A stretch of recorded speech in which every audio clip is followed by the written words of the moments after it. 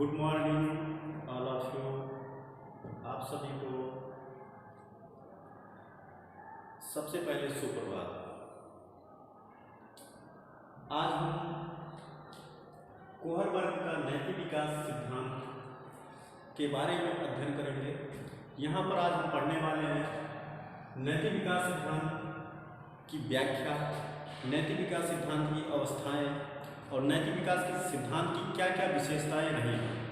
इन सभी चीज़ों के बारे में हम क्रमबद्ध रूप से अध्ययन करेंगे। आप लोग जो है ध्यानपूर्वक इसको सुनिएगा। इसमें क्या क्या चीज़ें हैं। नैतिक विकास सिद्धांत क्या था कोहरबर्ग का? कोहरबर्ग का नैतिक विकास सिद्धांत जो था ये जीन पियाजे के सिद्धांत से प्रभावित था। जीन पियाजे महोदय ने भी इससे पहले नैतिक विकास का सिद्धांत दिया था। उन्होंने क्या है, नैतिक विकास सिद्धांत की 3 अवस्थाओं को उन्होंने बताया था। नैतिक विकास सिद्धांत की 3 अवस्थाओं को बताया, जिसमें पहली अवस्था को उन्होंने कहा था पूर्व नैतिक अवस्था। पूर्व नैतिक अवस्था जो है 0 से 5 वर्ष की अवस्था है। तो जीन पियाजे कहते थे बच्चों की जो 0 से 5 वर्ष की अवस्थाएं जो होती हैं वो पूर्व नैतिक अवस्था होती है। इसमें नैतिकता नाम की चीज नहीं पाई जाती है। दूसरी अवस्था जो थी विस्मांगी या प्रायत्त नैतिकता, जो 5 से 10 वर्ष के बच्चों के अंदर पाई जाती है। इसमें क्या है, जो बच्चे होते हैं वो सोचते हैं कि नैतिकता किसी के द्वारा बनाई गई है। जीन पियाजे कहते हैं कि ये जो 5 से 10 वर्ष के बच्चे हैं वो सोचते हैं कि नैतिकता किसी दूसरे के द्वारा बनाई गई है। विस्मांगी या प्रायत्त नैतिकता, प्रायत्त का मतलब दूसरों के अधीन, नैतिकता किसी दूसरे के अधीन है।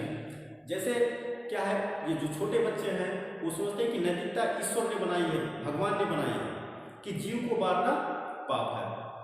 तो बच्चे जो है यहाँ तक ये इनके अंदर जो है इस तरह की समझ जो है विकसित होती है। लेकिन उसके बाद जब बच्चा और आगे बढ़ता है 5 से 10 वर्ष के बाद, 10 वर्ष के बाद जब आगे बढ़ेगा तो बच्चों के अंदर स्वायत्त एवं स्वतंत्र नैतिकता का विकास होता है। जैसे कि हम जब बड़े हो जाते हैं, बड़े हो जाने पे कभी कभी ऐसी परिस्थितियां आ जाती हैं कि किसी की एक बार हम किसी का अगर कोई झूठ बोल ले और झूठ बोलने के बाद किसी की जान बच जाए तो हम इसमें क्या है, स्वतंत्र है। यानी स्वतंत्र नैतिकता बालकों के अंदर होती है। बालक ये सोचते हैं कि अगर एक बार हमको झूठ बोलने से किसी भी प्रकार की जान बच सकती है, किसी व्यक्ति की जान बच जाती है तो हमको झूठ बोल देना चाहिए। लेकिन ये झूठ बार बार नहीं बोलना चाहिए। तो इस तरह से ये जीन पियाजे कहते हैं कि बच्चों के अंदर 3 तरह की नैतिकता पाई जाती है। पूर्व नैतिक अवस्था, दूसरा प्रायत्त नैतिकता, तीसरा स्वायत्त एवं स्वतंत्र नैतिकता। तो ये जो कोहरबर्ग थे, कोहरबर्ग का नैतिक विकास सिद्धांत जीन पियाजे के सिद्धांत का संशोधित रूप है, उन्हीं का संशोधित रूप है। उनके नैतिक विकास के विचार जो थे पियाजे के सिद्धांत से ही प्रभावित है। कोहरबर्ग के अनुसार छात्रों का विकास जन्मजात नहीं बल्कि समाज द्वारा विकसित होता है। यानी जो कोहरबर्ग थे उनका मानना था कि बच्चों के अंदर जो नैतिकता का विकास होता है वो जन्मजात नहीं होता है कि बच्चा जन्म लिया और माता पिता से ही उसके गुण जो है हस्तांतरित हुए और वो बच्चों के अंदर आए। नहीं, ऐसा गलत है। कोहरबर्ग मानते हैं कि बच्चे के अंदर जो नैतिकता का विकास होता है वो जन्मजात नहीं होता है बल्कि समाज के द्वारा होता है। वह अपने सिद्धांत द्वारा दिए गए 3 अवस्थाओं को 6 चरणों में सार्वभौमिक मानते हैं। उसकी व्याख्या हम आगे करेंगे, लेकिन उसके पहले आगे पढ़ते हैं। कोहरबर्ग के नैतिक विकास का सिद्धांत का प्रतिपादन 1969 ईस्वी में किया गया एवं 1981 और 84 ईस्वी में अपने विचारों में इन्होंने संशोधन किया और संशोधन करने के बाद कोहरबर्ग ने एक नया जो फार्मूला दिया। कोहरबर्ग के अनुसार नैतिकता छात्रों के भावात्मक स्वरूप का अंग होती है।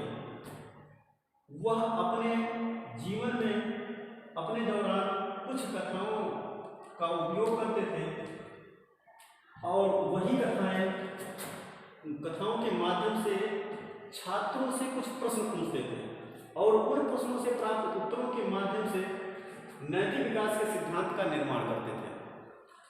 यानी जो कुहर वर्ग थे वे जब बच्चों की नैतिकता जानने का प्रयास करते थे तो बच्चों को लेते थे और बच्चों के सामने कुछ कथाएं, कहानियाँ, छोटी छोटी कहानियों को बच्चों को सुनाते थे और सुनाने के बाद उनसे कुछ प्रश्न पूछते थे और प्रश्नों का जवाब देते थे कि बच्चे की नैतिकता कैसे है। बच्चा अपनी नैतिकता के आधार पर उन प्रश्नों का जवाब देता था, जिसमें उदाहरण के रूप में एक कहानी जो सबसे ज़्यादा प्रचलित हुई कुहर वर्ग की, उन्होंने क्या कहानी, कौन सी कथा बच्चों के सामने सुनाई थी।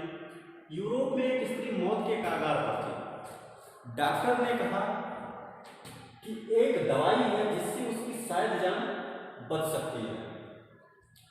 वह एक प्रकार का रेडियम था जिसकी खोज उस शहर के एक फार्मासिस्ट ने तभी की थी जब